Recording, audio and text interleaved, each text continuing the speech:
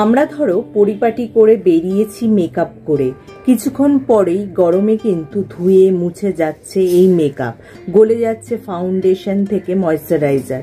এই মতো অবস্থায় কি করা যায়?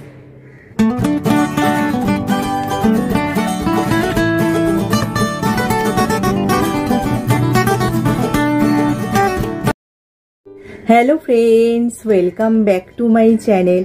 আমাদের মধ্যে অনেকেই কিন্তু এই সমস্যার সম্মুখীন হয়েছি যে কোনো অনুষ্ঠান বা পার্টিতে যাওয়ার আগেই মেকআপ গলতে শুরু করে। অনেকের আবার ঘাম বেশি হয়, তারা তো অনুষ্ঠান বা পার্টিতে যাওয়ার আগে ফাউন্ডেশন থেকে শুরু করে ময়শ্চারাইজারও পর্যন্ত গলে যায়। তাই এই মতো অবস্থায় কি করা যায় সেই বিষয়ে আজকে আমার ভিডিওটা। এই ঘাম বেশি হয় কিন্তু নানান কারণে, যাদের ধরো থাইরয়েডের সমস্যা রয়েছে, অতিরিক্ত ওজন বা স্নায়ুতন্ত্রের সমস্যা থাকলেও কিন্তু ঘাম বেশি হয়ে থাকে। এছাড়া ওষুধ খাওয়ার পার্শ্ব প্রতিক্রিয়ার ফলেও কিন্তু ঘাম বেশি হয়। এখন এর থেকে রেহাই পাওয়া বা এর থেকে বাঁচার কি উপায় বা মেকআপ কিভাবে লং লাস্টিং করা যায় সেই বিষয়ে আজকে আমার ভিডিওটা। চলো তাহলে ভিডিওটা শুরু করা যাক। বাজারে কিন্তু ওয়াটারপ্রুফ মেকআপ পাওয়া যায়, কিন্তু এই মেকআপের যা দাম তা কিন্তু প্রতি মাসে বা 2 মাস অন্তর এই মেকআপ কেনা সম্ভব নয়।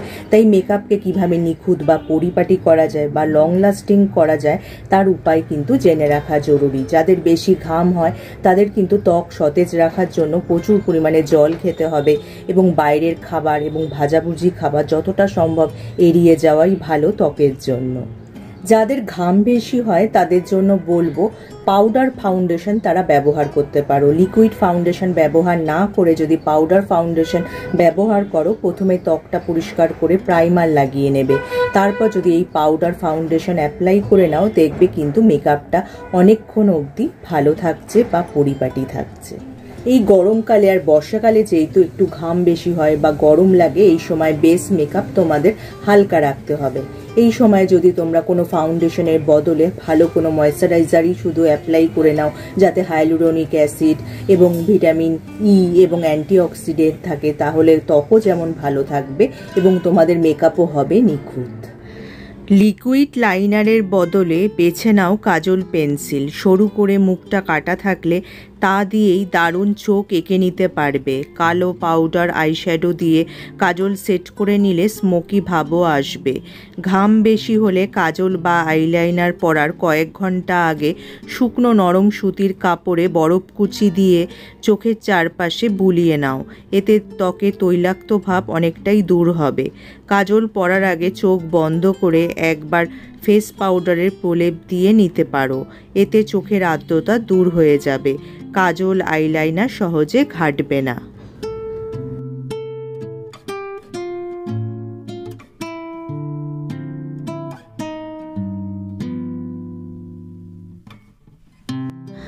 সহজেই লিপস্টিক ঘেটে যায়, এর জন্য প্রথমে ঠোঁটে একটু পাউডার বুলিয়ে নিতে হবে।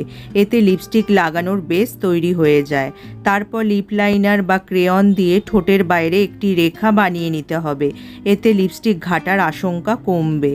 এরপর প্রথমে নিচের ঠোঁট, তারপর উপরের ঠোঁটে লিপস্টিক লাগাতে হবে। তরল বা গ্লসি লিপস্টিকের বদলে ময়েশ্চার দেওয়া লিপস্টিক হলে ভালো হয়। ম্যাটে স্বচ্ছন্দ হলে তাও লাগাতে পারো। লিপস্টিক লাগানোর আগে ভালো লিপ প্রাইমার লাগিয়ে নিতে হবে। চাইলে প্রাইমারের জায়গায় ফাউন্ডেশনও ব্যবহার করতে পারো। এতেও লিপস্টিক দীর্ঘক্ষণ টিকে থাকবে।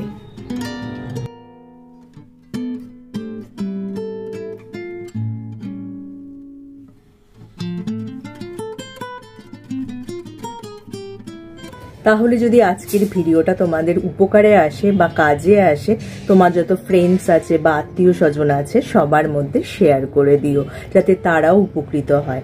আর যারা আমার এই চ্যানেলটা প্রথম দেখছো, চ্যানেলটাকে অবশ্যই সাবস্ক্রাইব করে নিও এরকম উপযোগী ভিডিও আরও দেখার জন্য। তার পাশে যে বেল আইকনটা আছে ওটা প্রেস করে অন করে দিও, যার ফলে যখনই আমি ভিডিও আপলোড করব নোটিফিকেশন তোমাদের কাছে পৌঁছে যাবে।